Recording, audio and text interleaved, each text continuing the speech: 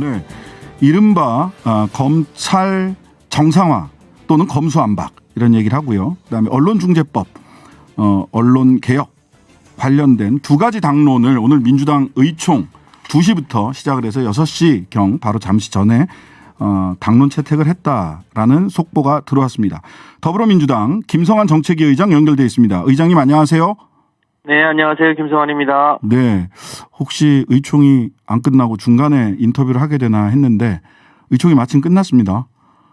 네, 지난주에 보고가 있었고, 네, 또 지난주에 각각 그 해당 분야에 관심 있는 의원들 또 그 분야의 전문가들과 사전에 여러 차례 사전 협의가 있어서 오늘 의총이 비교적 예상보다 빨리 끝나게 됐습니다. 네, 예상보다 빨리 끝났습니다, 진짜.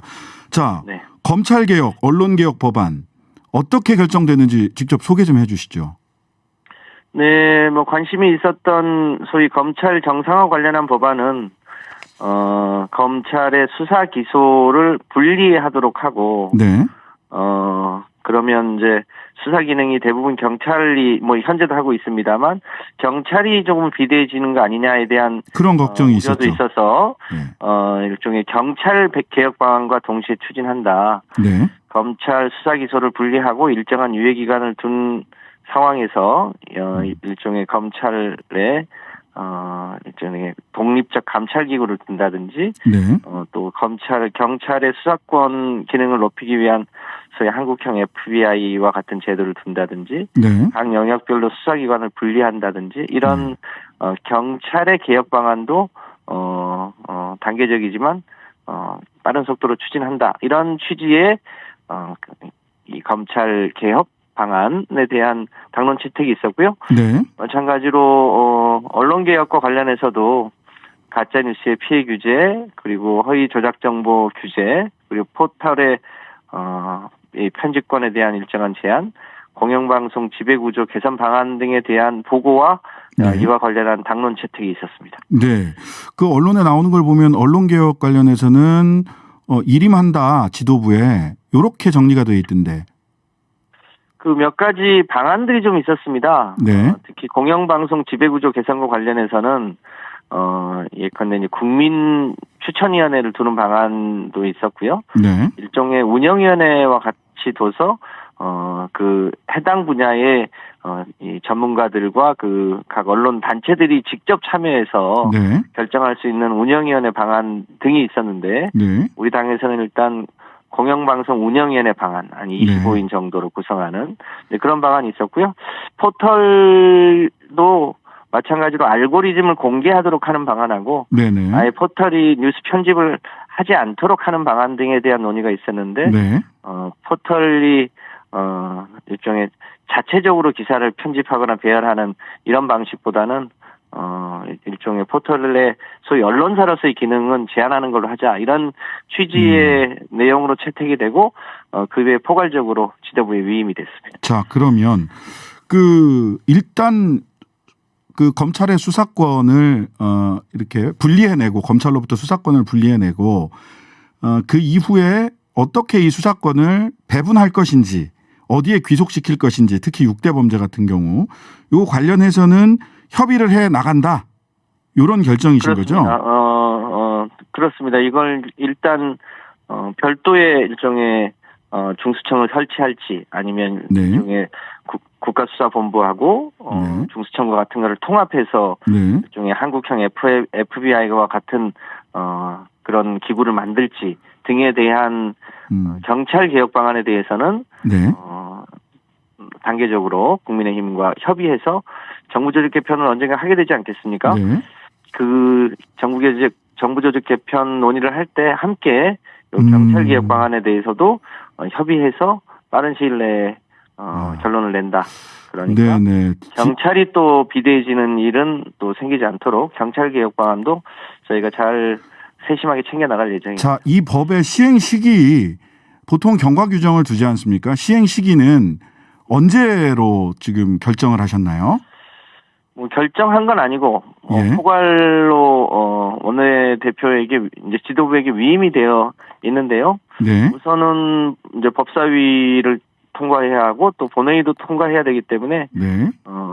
법사위 본회의를 통과하는 과정에서 최종적으로 언제까지 유예 기간을 둘지에 대해서는 조정할 예정으로 있습니다. 아, 지금 언론에서는 3개월 유예 이렇게 지금 보도된 언론도 있어서 3개월 일단은 3개월 유예로 보고가 되었고요. 네. 그 기간이 너무 짧다고 하는 의견도 일부 있어서 그렇죠. 3개월로 가게 될지 조금 더 유예 기간을 둘지에 대해서는 최종적으로 지도부가 판단할 예정입니다. 자, 그럼 이제 궁금해하는 것들이 몇 가지가 있을 텐데요. 첫 번째, 의총에서 뭐 이렇게 후문으로 들리는 소리 이 말씀들을 들어보면 뭐 120여 명이 찬성을 했고 기권과 그 반대와 유보가 일부 있었다.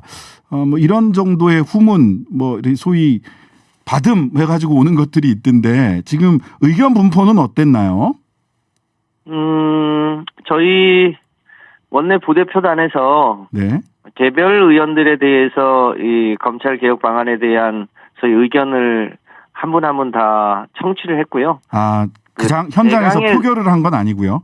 그렇습니다. 아, 미리 네네. 청취를 했고 그 정도의 의견 분포였고 네.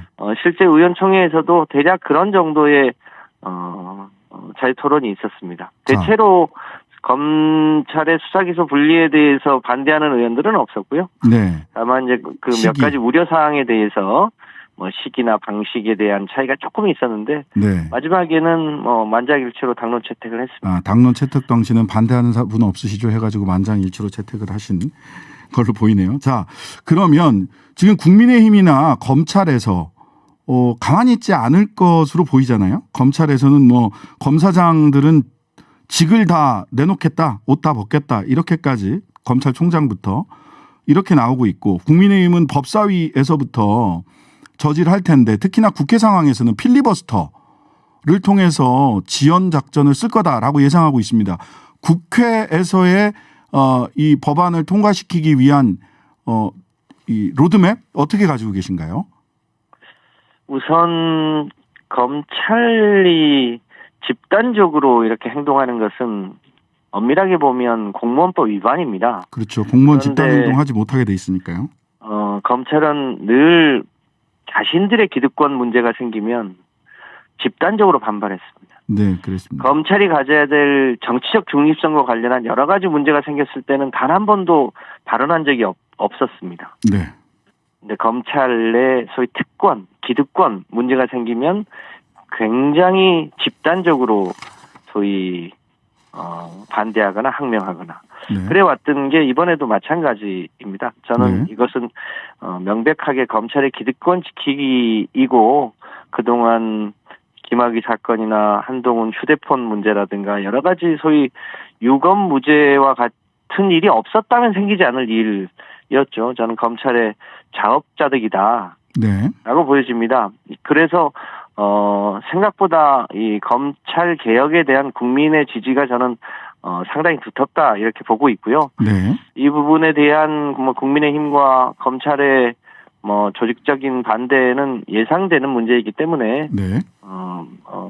국회가 허용하는 법적 절차에 따라서 법사위와 본회의에서 처리해 나갈 예정인데 쉽지 않은 문제입니다만 4월 국회 내로 해내야 되지 않겠나 싶고 원내 지도부에서 그것에 대한 세부적인 계획은 세우고 있는 걸로 알고 있습니다.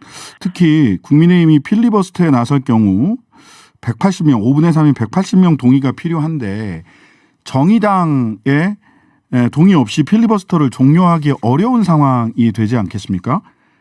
근데 정의당이 보니까 좀 부정적인 것 같아요. 시기가 적절치 않다. 아직 충분히 논의가 성숙되지 않았다. 이런 방식이든 이런 논리든데.